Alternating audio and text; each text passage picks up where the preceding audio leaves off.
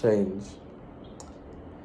I think the core concept of change is that to move from a neutral to a different position. Looking at the models that we were shown, many people experience change differently, and not everybody considers certain actions or certain progressions as change. So, for example, if a company was to introduce uh, a more environmentally friendly office, for some people that might be a huge change if they're not used to being environmentally friendly. But then for some people, it's already a norm because they do that in their home life. So it allows people to react on it differently.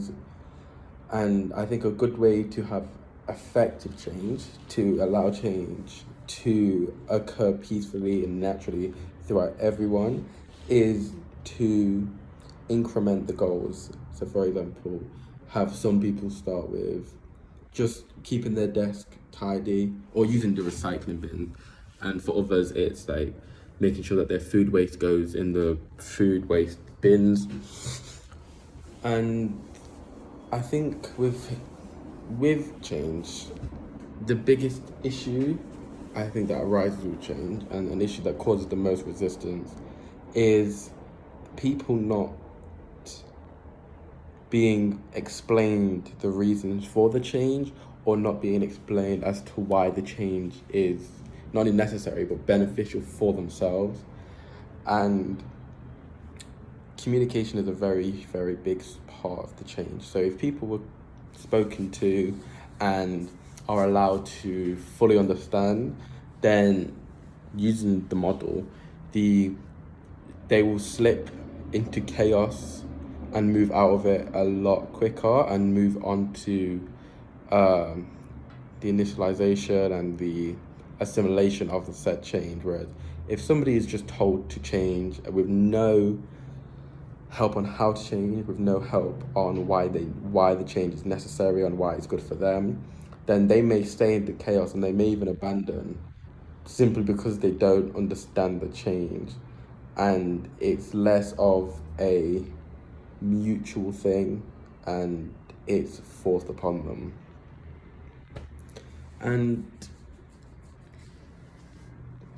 change has change is in itself isn't necessarily a good thing.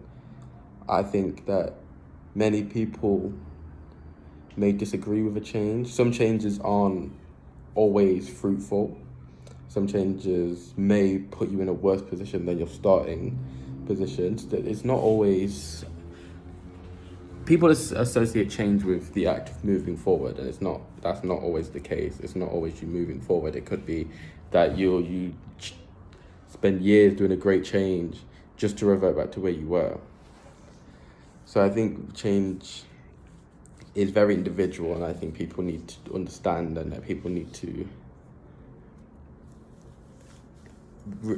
try to find out how each change can be performed and can be utilized and done in their own way to make sure that they're as happy and they can do the change as naturally as possible.